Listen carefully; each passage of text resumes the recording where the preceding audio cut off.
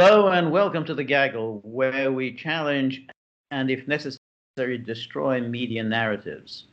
Last night, President Trump announced in a tweet that he's ordering the declassification of all material pertaining to the Russiagate investigation.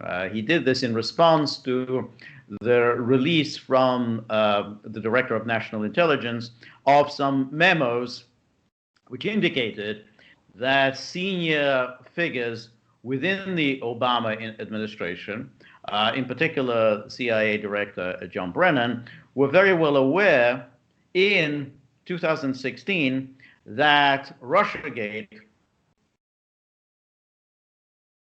the Hillary Clinton campaign, specifically that she was using accusations of Russia-Trump collusion in order to, quote, vilify, unquote, Trump.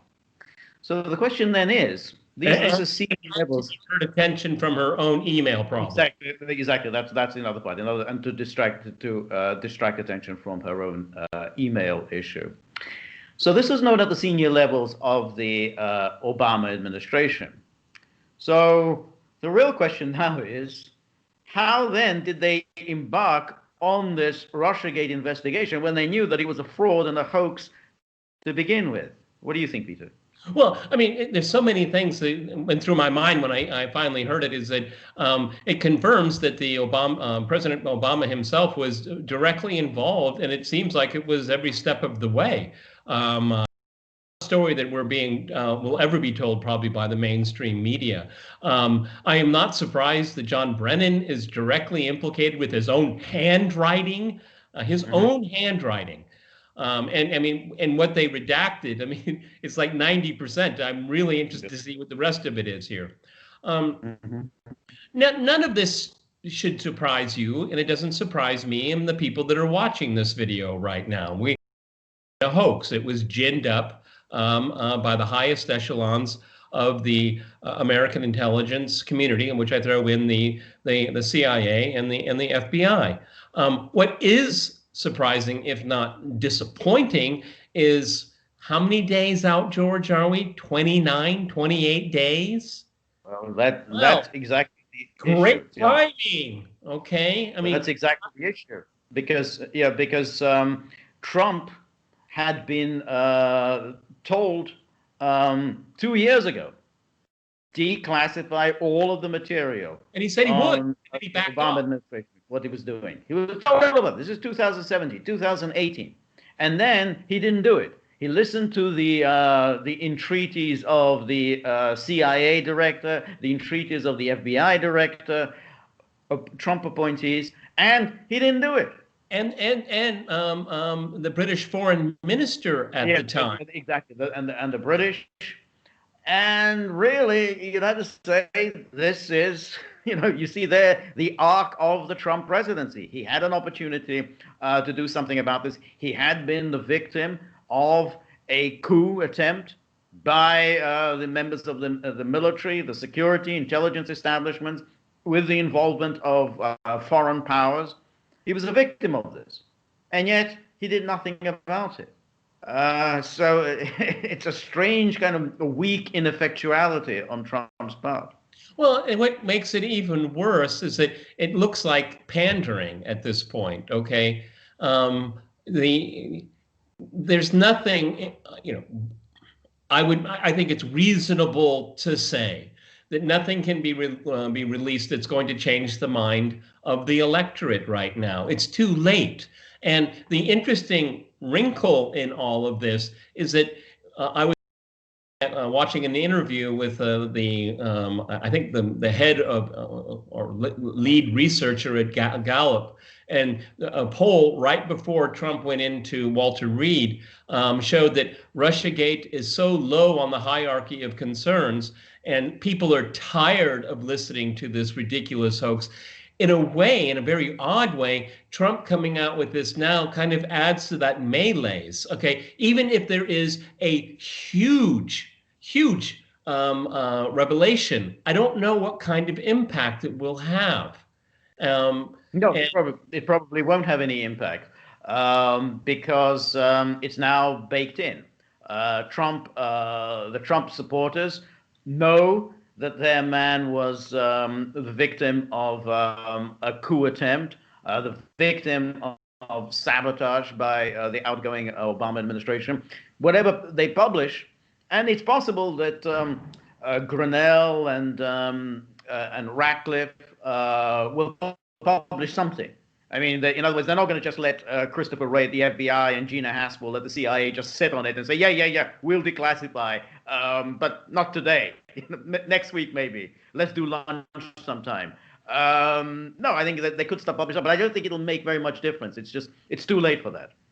Yeah, and that's so disappointing because at the end of the day, if you like or dislike President Trump, and there are good reasons to like and dislike, in my opinion, his entire presidency was derailed by this from day one. I mean, even before he was inaugurated, and that is the hallmark of what happened to him in his first term and maybe only term. And so for me, it's so terribly disappointing that when I keep bringing up General Flynn, he did nothing wrong, and look what they did to his life. And it seems to me, and I think a reasonable person can draw this conclusion, there was an enormous amount of wrongdoing at the senior levels of the Obama administration, and they're going to get off scot-free. Just look at how many of them are going to get a Showtime contract, how many of them are going to show up on cable TV. This is a perverse reward system here, and it undermines. If we don't get a clear accounting of what happened, it will happen again. But in fact, I mean, it's now become a certain pattern in American life. There was no accounting for the people who gave us the Iraq debacle. I mean, all of them have gone on to bigger things. You know, nice media contracts, nice promotions within government. The people who were involved in the 2008 meltdown debacle. No one was paid any kind of a price for that. The 2011 onslaught on Libya, and we've seen the chaos and that we've been living with for 10 years over that. Who's paid any? So we're just going through this the motions whereby, you know, the people at the highest levels of government create the most god-awful catastrophes, and they're just rewarded. Promotions, media contracts, movies, books. Well, you know, where's the justice? If Biden is in November, when he's inaugurated, the same crowd of people or many of the same crowd of people that committed these crimes, wrongdoing, will be back in power. They'll be right back and closer to the center, because you'll have an anemic president. You'll have a president that will have very little strong will to him. So they'll make it doubly sure that all of this is buried as if it never happened. No, without question. Because even if the Senate were to stay Republican, and even if the Republicans were to gain the House and would start investigation, they'd get nowhere, because the Obama administration would immediately refuse to declassify anything. Not the Obama, the Biden administration would immediately refuse to declassify everything. So nope, nothing. You're not getting anything from us. So these investigations will go nowhere. You know, and that's the best case scenario, that the Republicans actually win the congressional seats. Yeah, you mentioned Gina Haspel and Christopher Wray. Doesn't this really tell you everything about how power works in Washington? Here you have a sitting president. He says that everything will be declassified. But you know what, George? I don't believe it until I see it. Okay? No. Just because he says it doesn't mean it's going to happen. No, exactly. I mean, just we'll start looking into the documents. Well, it's interesting. Document 1. Should we declassify this? Well, I don't know. We need a committee to discuss this. It's interesting. The director of the CIA, Gina Haspel, she was the station chief in London when all these shenanigans were going on. And it was really odd because she was a station chief there before. She made a repeat, which is very odd. It doesn't happen very often. I'd like to know why. Oh, maybe because she was safe hands. Okay. I don't know. On that point, I am speculating. but it seems rather odd, okay? And because so much of what Russiagate is about is, I like to say, I think maybe I should trademark it, is that there's very little of Russia and very few Russians in Russiagate, but a lot of Russiagate comes from the UK. Yeah. Well, and then you have to also consider that Trump boasted of appointing Gina Haspel to show how he is promoting women. You know, his administration is so advanced, it's promoting women in all sorts of national security position. How can anyone, have such a naive, buffoonish view of this? When you have something like the CIA and you knew what the CIA had done to him, you've got to bring in someone from the outside, somebody who has nothing to do with the CIA. Somebody like Rand Paul. Somebody who comes to it with a critical, jaundiced view. And who was the biggest promoter of Gina? Pompeo. Right. I mean, yes, this is farcical. This is farcical, okay? And remember also, apropos of Gina Haspel, we know from the New York Times that she lied directly to Trump about the Skripal's poisoning. Ducks. Remember about the ducks? She said, "Oh, all these ducks had died," knowing that Trump, oh my God, ducks had died. We got to kick out 60 Russian diplomats. We can't have ducks dying. And so this is a complete lie. And yet, what has Trump done about it? I mean, instead of hauling her in and saying, "You're fired," his trademark expression, he's done nothing. Well, what this all tells us is that what people call the state, the administrative state, the bureaucratic state, choose your term, they will protect themselves. Has nothing to do with party affiliation, nothing at all, okay? They will protect themselves. That's why Christopher Wray has dragged his feet, okay? He's protecting the FBI, which is more important to him than the people's will, okay? It's more important to him how the state and condition and future of the FBI than the Constitution of the United States itself, okay? This is where we are right now. And the CIA is sitting fat and pretty. They know that they're just going to run out the clock, okay? Or they'll be like most of the Mueller team is that, my phone accidentally erased. I don't know where the documents are. We'll look for them, okay? Blah, blah, blah, blah. And remember with Christopher Wray, he fought tooth and nail to prevent Devin Nunes from publishing his memo. Remember, Devin Nunes wrote that memo, which is how we first found out about the Carter Page and the Christopher Steele dossier, how it was used to get the FISA warrants on Carter Page. And Christopher Wray fought tooth and nail, even though he wasn't even in the FBI at the time, but he fought tooth and nail to prevent national security would be jeopardized by the publication of the Nunes memo. Nothing was jeopardized. There were no secrets whatsoever. This was just entirely a bureaucratic thing. We have to defend the FBI, have to defend the reputation of the FBI. So these are the people who are going to declassify. They're not going to declassify anything. He's going to be very happy during a Biden administration, mark my words, okay? He'll fit in like the rest of them very, very well. This is such a tragic story about power, okay? Because power will protect itself, okay? And personally, I have I have a negative prognosis for Trump on election day. And I have to say it, and a lot of people get angry with me, but Mr. President, it's your own damn fault in many ways, okay? You could have released this stuff 2 years ago, and then we could have had some prosecutions, okay? And set an example that this should not happen. Right. What this delaying ensures that it will happen again. It will become part of a pattern. Okay, and you've got to get your hands around this, because once you know that these intelligence services are fighting against you, once you know that they're trying to sabotage you, they're trying to destroy you, you have got to get your hands around this, because if you don't, they will destroy you. There's no two ways about it.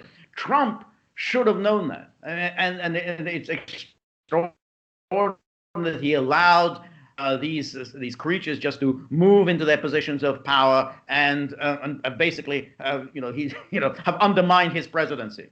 But I urge our viewers to think back.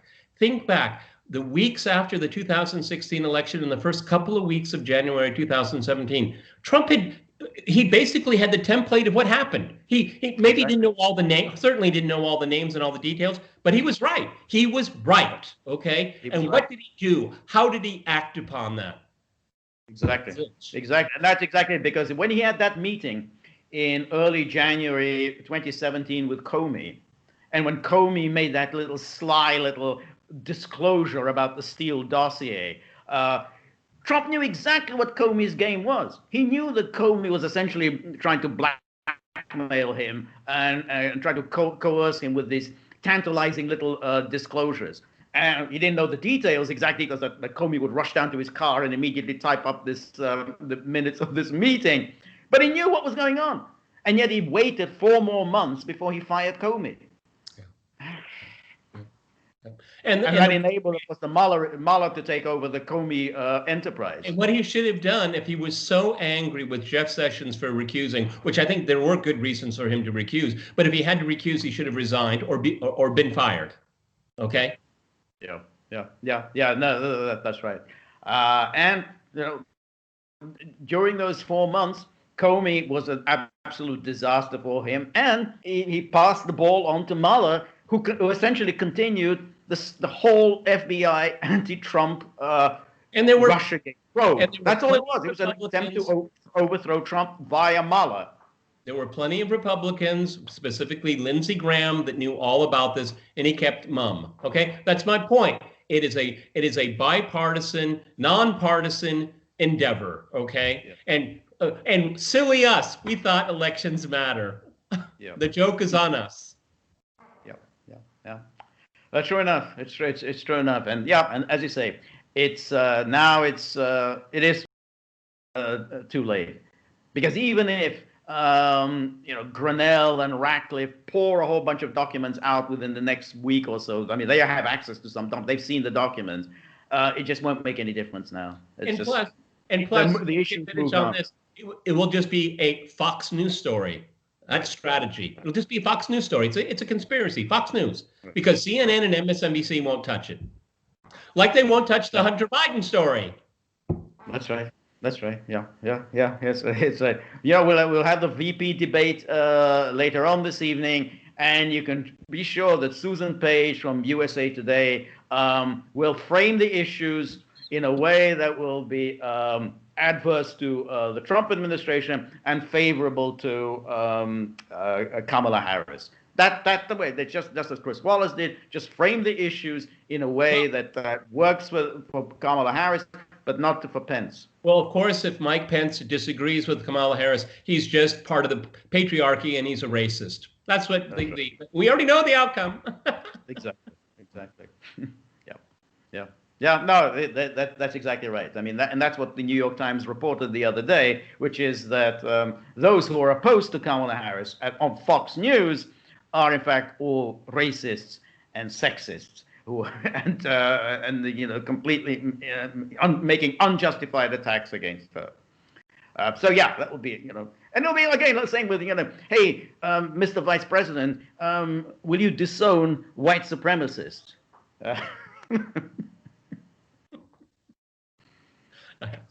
I'm sure the question won't be asked of Kamala Harris. Who said, "What was your best career strategy moving up the power ladder in California?" Yes. Go look it up, everybody. Go look it up. Yep. Yeah, exactly. That's exactly right. Yeah. All right. Well, if you like the gaggle, please like, share, and subscribe. Thank you. See you soon. Bye.